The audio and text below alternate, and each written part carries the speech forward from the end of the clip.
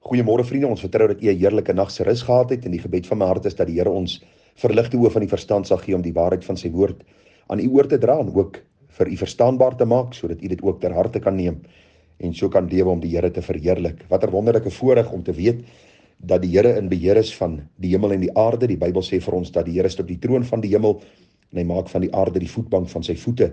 Ons weet dat ook vir hulle wat God liefhet sal alles ten goeie meewerk. Dis die vaste vertroue waarmee ons hierdie dag tegemoet gaan. Nou, ons is tans besig met Spreuke 11 vers 5 tot 12 wat handel oor regskapenheid teenoor die goddelose. Nou vers 8 sê vir ons: word die regverdige uit die benoudheid gered, dan kom die goddelose in sy plek. 'n Ander vertaling sê die volgende: die regverdige word uit sy nood bevry en die nood tref die goddelose. Nou vriende, weer eens, ek het vir u baie duidelik gesê, hierdie is nie 'n goddelike waarborg nie, maar ons kan baie duidelik sien in die Bybel dat die Here ook vir sy kinders sorg en vir hulle voorsien, en dikwels wil die ongeregtiges, die goddeloses, kwaad teen die kinders van die Here bedoel, en die Here verander daardie kwaad in iets wat goed is, en iets wat blywend is in die kind van die Here se lewe, om dan ook die Here se naam daardeur te verheerlik. Kom ons vat 'n praktiese voorbeeld in die Bybel, dan kyk ons bietjie hoe hierdie vers geïllustreer word daardeur. Nou, jy sal onthou, daar is 'n Ou Testamentiese boek met die naam van die boek Ester. Nou, ons weet dat Ester 'n Jood was, en sy het op die einde van die dag met hierdie koning getrou, Ahasveros. En die Bybel sê vir ons dat Ahasveros 'n leier gehad het met die naam van Haman. Nou, Haman, vriende, was 'n hater van die Jode gewees. As ons dink en ons lees die boek Ester, kan ons agterkom hoe Haman ook 'n komplot gesmee het om al die Jode dan uit te wis. Hy het na koning Ahasveros gegaan en hierdie baie slinkse plan van hom voorgelê aan koning Ahasveros, wat dit goedgekeur het. En ons sien op die einde van die dag dat die Jode se lewens in gevaar was. Nou, Ester se oom was die man met die naam van Mordegai gewees, en Mordegai het geweier om voor Haman te buig. Haman, hierdie groot leier, almal het voor hom gebuig. Mordegai het in die poort van die koning gesit en hy het geweier om sy knie te buig voor Haman. Waarom? Want hy het sy knie gebuig voor die God wat hemel en aarde geskaap het en voor niemand anders te nie. Haman, wat boos was in sy binneste, het 'n massiewe groot galg gebou vir hierdie man Mordegai.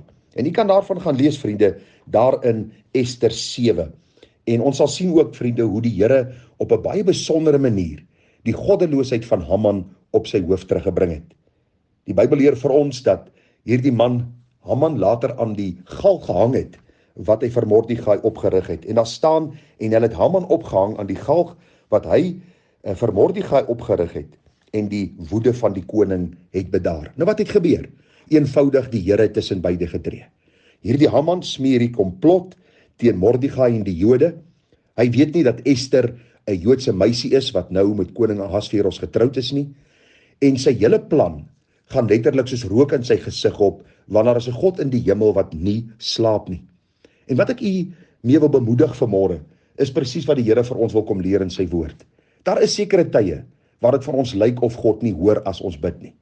Dit lyk sekere tye as ons tot die Here roep, dat die Here nie hoor en antwoord nie. Goddeloosheid is besig om oor hierdie wêreld te spoel, en goddelose mense is besig om ons kwaad aan te doen. En ons dink baie keer by onsself: Here, gaan u nie een of ander tyd ingryp nie?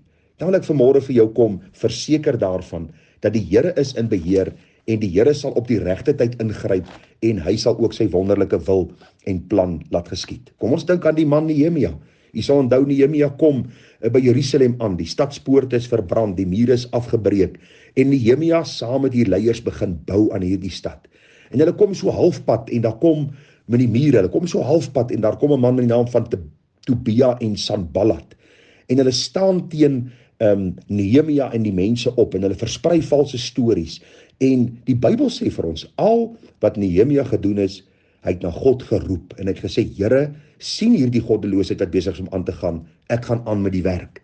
Die Bybel leer vir ons dat Sanballat en Tobia het 10 keer na Nehemia gekom, en 10 keer probeer om hulle hande lam te maak, om stories van hulle te versprei, om te vertel wat se swak werk hulle doen, die verdeeldheid wat daar onder hulle sal wees, en dat selfs as 'n jakkals teen die muur spring, sal die muur omval.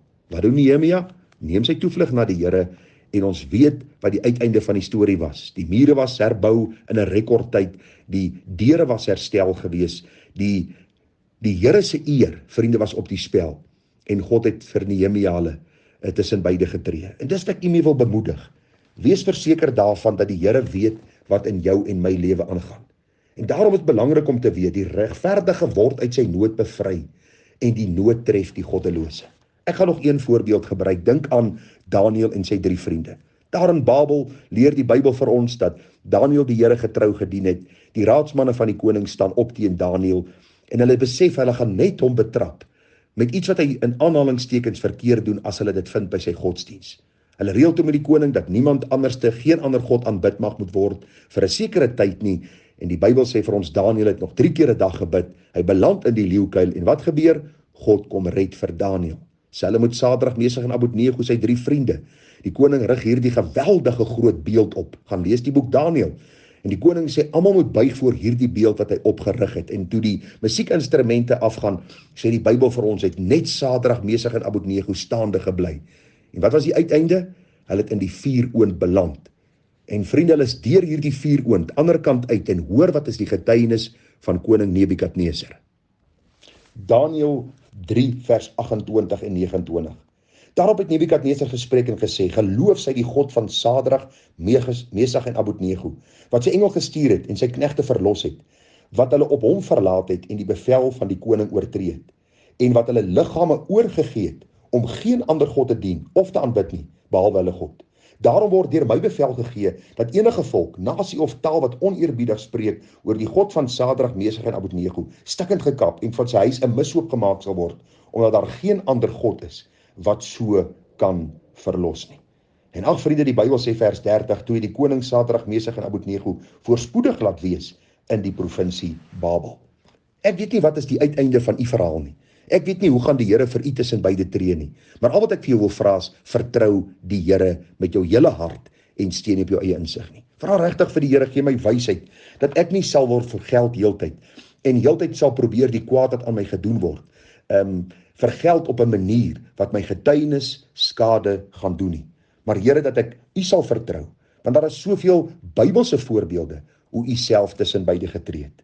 En ag vriende, en as die Here besluit dat dit jou ondergang sal kos, dat jy miskien deur dit wat die goddelose aan jou doen, miskien in 'n ander rigting moet beweeg, miskien 'n ander betrekking moet aanvaar, en al kos dit self jou lewe, veral dink ons aan vervolgde lande, mag jy soos 'n Job van oud sê, dat ek vertrou die Here, al voel dit vir my of die Here my lewe van my wil wegneem. Dis die vaste vertroue wat ons in die Here moet hê. Ons kan die Here net vertrou vir wanneer dinge goed gaan nie, maar ook vir wanneer dinge sleg gaan. En dis presies wat hierdie spreuke vir ons wil kom leer, en dat ons die Here regtig sal vertrou, want u sien, die Here sal die regverdige red, op sy tyd, op sy manier, en tot sy eer. Maar die Bybel sê vir ons baie duidelik, dat die goddelose sal verseker, as dit nie in hierdie lewe is nie, aan die einde van hierdie lewe voor God staan en rekenskap gee. En vriende, hierdie ongeregtigheid sal aan die lig kom. En as ons gaan kyk na die groot filosoof Immanuel Kant, het hy gesê, alhoewel hy op 'n stadium as ateïs gesê, daar is nie 'n God nie, moes hy by hierdie gevolgtrekking uitgekom het. Onregverdigheid moet gestraf word. En omdat daar geen 100% regverdigheid op hierdie aarde is nie, sal die onregverdigheid eendag gestraf moet word, en dit sal deur iemand gedoen moet word, wat absoluut heilig is. En dit is niemand anderste as God nie. En daarom is die gebed van my hart, dat ons hierdie saak sal verstaan, dat ons op die Here sal vertrou, en sal weet dat die Here vir ons tussen beide sal tree, op sy tyd, op sy manier, soos hy wil, en dat hy self, vriende, die verkeerd reg sal stel, en sy naam sal verheerlik. Baie seën vir u, baie sterkte, met al die uitdagings, mag die Here vir ons wysheid en krag gee, Tera.